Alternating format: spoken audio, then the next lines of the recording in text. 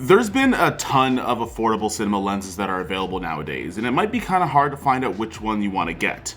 Now, I'm not going to have all the answers, and I'm definitely not going to tell you which one's the best in the world, but I do think that these need a little bit more recognition, and we should probably talk about them a little bit more. Welcome to the Irix lenses.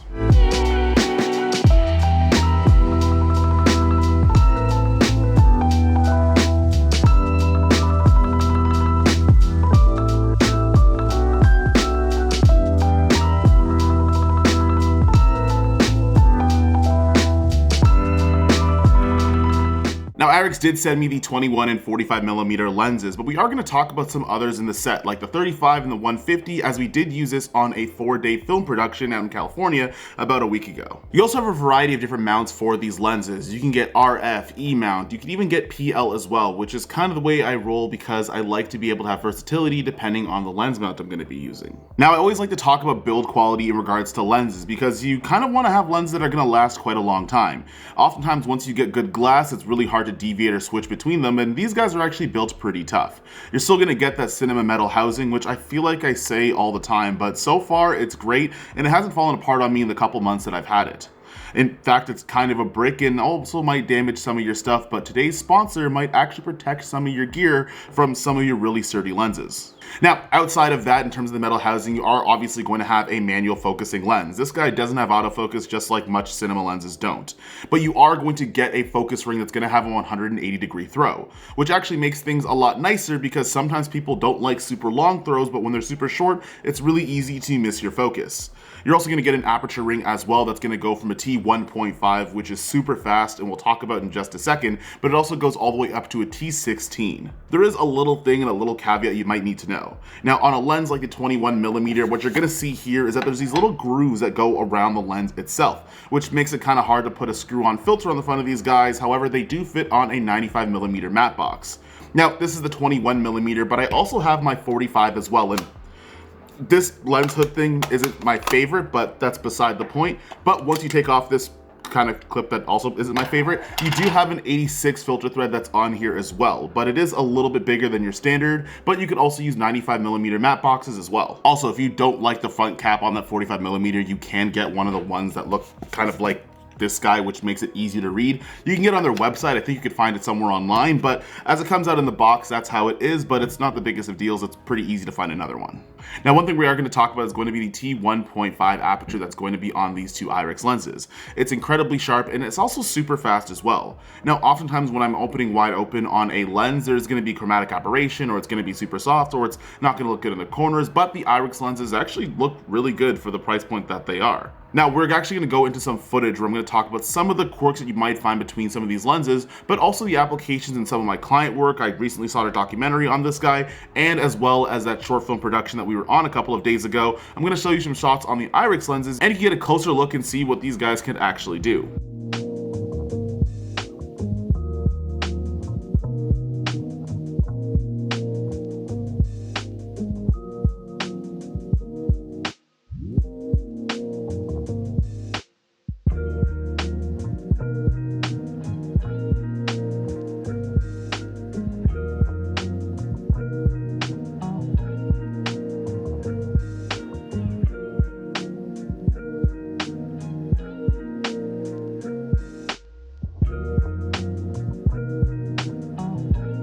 Now, I don't have any Sigma Cine primes to compare these two, but if I was to guess where these are closer to, it's actually right around that range. Now, these lenses are super clinical. Now, that just basically means that there's not going to have a lot of halation. You're not going to have a lot of imperfections in the Irix Cine set of lenses, which actually isn't the worst thing in the world. I know a lot of people want to find different characters in their cinema lenses, but sometimes a character is going to be a neutral one, and that's going to work really well for things like corporate projects or things that need to be super clinically clean. Now, there is one little caveat that I noticed between the lenses, and that they don't exactly match exactly between each other. Now, when I compare the 21 to the 45, it is very close, but the colors don't match up exactly 100%, which means you got to do a little bit of minor color grading in post. Now, that's not the worst thing in the world, especially when I pair this with a Komodo X because I'm shooting in RAW, but if you are looking for a set that needs to be entirely a matching set without any extra work, you might find a little bit that you have to do with the Irix Cine set, but it's not the biggest deal in the world. Now, in regards to actually shooting a documentary with this guy, I'm working on a mini doc right now, and I think we have about a day or two left of just getting some more footage, but these guys actually look really good for lenses that are really clinically clean. Now, I am somebody that shoots a lot of fitness stuff, so having sharpness isn't necessarily something that I'm against, so that character is really welcome, but also if you do want to augment your image a little bit, you can just use filtration instead. A lot of times people think that once you have a certain character in the lens, you're locked in, but using things like diffusion filters or different effects filters is going to make things a little bit easier for you. In fact, transitioning into the short film that we actually spent a week filming, I wasn't actually part of the camera department there, but I did get a couple of gimbal shots. But what ended up happening is we did use the Irix 30 and the 150 as well. And we actually put on some diffusion on the front of those to kind of soften up the look a little bit because we were going for a little bit more characteristic and a more stylized look. This is pretty consistent with most sharp lenses, and one thing that some people like to do, especially if you don't have the budget to get a ton of different lenses, is to start off as clinically as you possibly can and then just add filters later. There's nothing wrong with adding something like a Tiffin Black Pro Mist or a pearlescent filter, which we actually used on this film set, or a bunch of different other effects filters in order for you to dial in the image and the look that you're going for. Now, of course, you're not going to be able to change things like your bokeh or your chromatic aberration or anything like that. However, if you have something that's clinically clean, you have a clear canvas in order for you to make the images that you actually want to do. Now, as we go through some of the test footage on the Irix lenses, I also want to talk about our video sponsor today, which is Cordbag. Now, as you're watching some of this footage, Cordbag is actually pretty easy and self-explanatory. You get these kind of nice fancy bags that are right over here, and it's a good way to organize your stuff. Now, they do come in a variety of different sizes, but one thing that I do like, because I'm pretty disorganized, is you do have a little space to actually put in labels for different things. So if people want to know what your audio bag is or where you keep your rig bits, if you're not the one handling your stuff sometimes, well, you could also label those things there as well.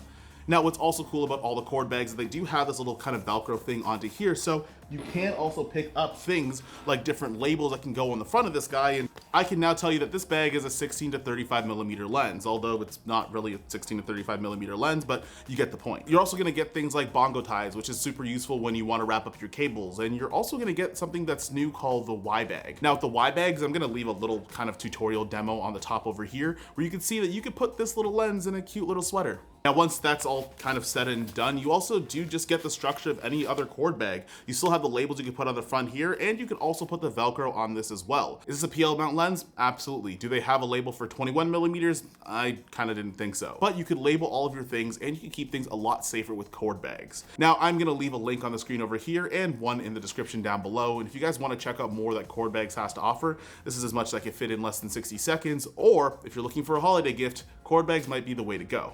Okay, well, back to kind of looking at some of the footage if I haven't gone through everything already. Now, one thing I'm gonna admit is that this is actually the third time that I've shot this video. Mostly because I had something on my face, but also I couldn't find anything negative to say about the Irix lenses, at least optically and individually from the 21 and the 45 that I have, except for the fact that they don't completely match together and they are a clinical lens. But clinical is not necessarily a bad thing, but there is one thing that's a little bit weird that they wish they changed.